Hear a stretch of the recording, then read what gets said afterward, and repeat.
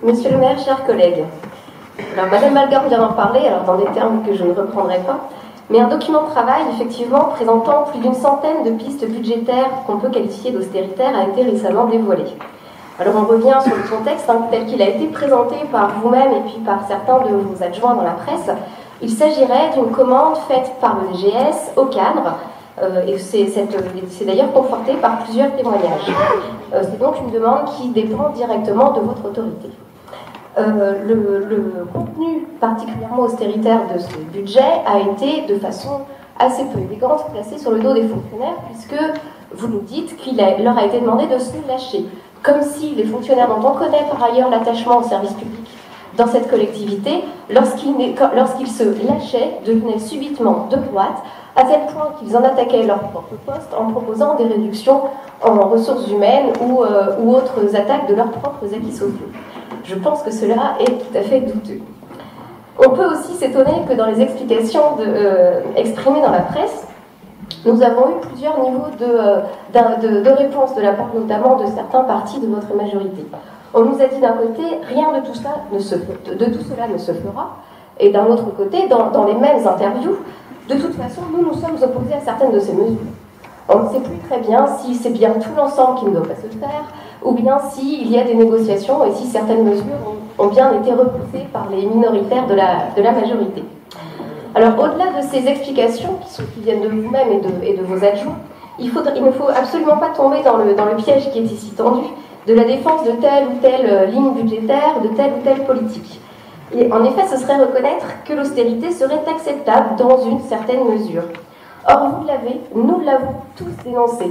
Lorsque cette austérité s'est abattue sur certains pays d'Europe par la voie de la Troïka. Ici même, je pense qu'on peut retrouver les interventions des uns et des autres. Nous avons tous dénoncé le sort fait à la Grèce, le sort fait à l'Espagne, et nous avons pointé du doigt la responsabilité de ceux qui prenaient l'austérité dans ces circonstances. Nous avons également dénoncé cette politique austéritaire lorsqu'elle nous est tombée dessus, proposée d'abord par M. Sarkozy, puis par M. Hollande, dont vous avez très récemment encore fait pourtant vanter les mérites dans la presse. Lorsque ces mesures d'austérité nous ont été imposées, elles ont soulevé ici de l'indignation et beaucoup de discours. Alors pourquoi ? Lorsque nous nous retrouvons confrontés à éventuellement une baisse des dotations budgétaires, mais également à une fuite de notre population, pourquoi est-ce que là, l'austérité deviendrait acceptable dans certains domaines? Pourquoi est-ce que là, l'austérité deviendrait entendable?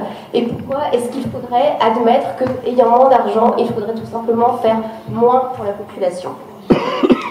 Alors, on retrouve là, bien sûr, les bases du discours national des socialistes, avec le gouvernement de Hollande qui réduisait d'une main les aides sociales et qui, de l'autre côté, encourageait les entreprises à créer soi-disant des emplois en les gavant avec le CICE. Étant donné que vous avez dit dans la presse que vous souhaitiez faire ce que vous pouviez tout en maintenant quelques mesures sociales mais en favorisant l'emploi, on peut tout à fait craindre que vous vous engagiez sur la même voie que celle du Parti socialiste national. Alors, les pistes pour trouver un autre budget, bien sûr, elles existent. Le rapport de la Cour des comptes, que nous allons étudier tout à l'heure concernant Brestem, signale par exemple que les collectivités fournissent trop de subventions d'équilibre aux délégataires. Elle signale également le fait que les redevances ne seraient pas payées par les délégataires aux collectivités. Il y a là très certainement moyen de réfléchir à des pistes pour améliorer les finances de la ville, par rapport à celles qui ont été proposées dans le document austéritaire. Enfin, je ne fais absolument aucune illusion, monsieur le maire, chers collègues. Je sais bien que ce ne sont pas mes propos ici qui vont vous faire vous rendre compte que les pistes proposées dans ce plan sont totalement inacceptables. Vous le savez tous très bien. Et notamment, je pense au parti de gauche, BNC, je pense au Parti communiste, je pense à ELV qui, au niveau national, dénoncent tout ce type de propositions lorsqu'elles sont faites à d'autres échelons. Par contre, je pense que si Brest veut pouvoir lutter contre ce plan, il va falloir qu'il y ait énormément de solidarité auprès de la part des associations, des structures, des habitants. Ça ne peut pas se faire au coup par coup, ça ne doit surtout pas être une défense ligne par ligne. Il y a vraiment nécessité à ce qu'il y ait une union de tous ceux qui sont concernés par des potentielles mesures d'austérité et pour voir ça dans le plan global et non pas une défense de chacun pour soi. Voilà, merci.